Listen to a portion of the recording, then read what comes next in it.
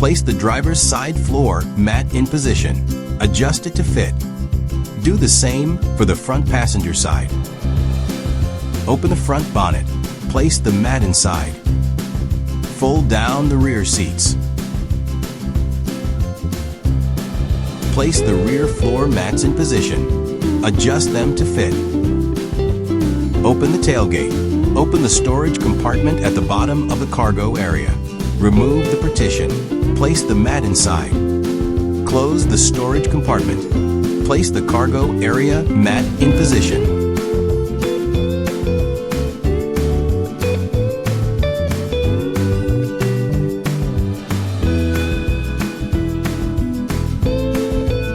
Place the driver's blanket in position.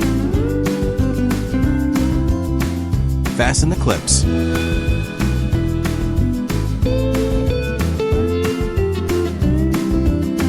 Repeat the same procedure for the front passenger seat.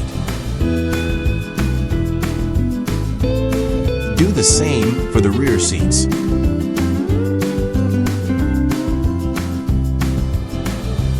Once the blankets are in place, fasten the clips.